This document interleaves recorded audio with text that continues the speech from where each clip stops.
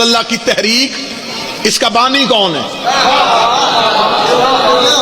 یہ تو اب تحریک چوری ہوئی ہے نا، چند کم ظرفوں نے تحریک چوری کر لی. انہوں نے کہی تحریک لبیک ہم سے.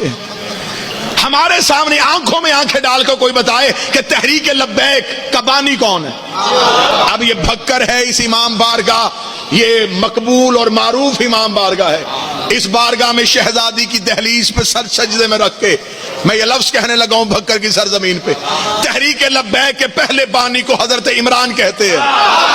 یہ پہلی شخصیت ہے جس نے لبیک یا رسول اللہ کہا، اور اس دور میں کہا جب کسی کا باپ بھی مسلمان نہیں تھا. آج مسلمانوں نے اپنی دینیات اسلامیات میں بچوں کو سوال سکھایا، بیٹا بتاؤ مردوں میں سب سے پہلے اسلام کون لائے؟ وہاں سلیبس میں ایک سوال یہ بھی رکھو کہ اسلام کی پہلی دعوت کس کے گھر میں ہوئی؟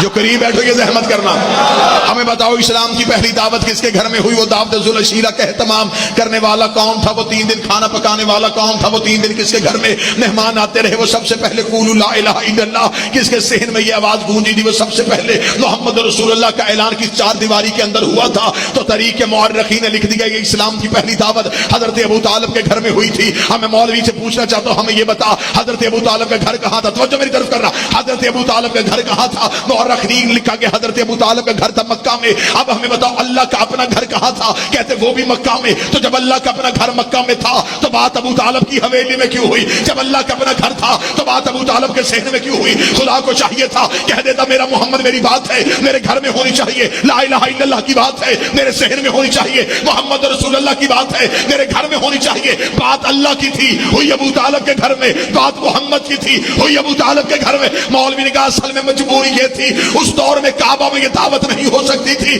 ہم نے کہا مجبوری کیا تھی؟ اس کا کعبہ کے اندر بت پڑے ہوئے تھے، کعبہ کے اندر بت پڑے ہوئے تھے، کعبہ کے اندر بت پڑے ہوئے تھے.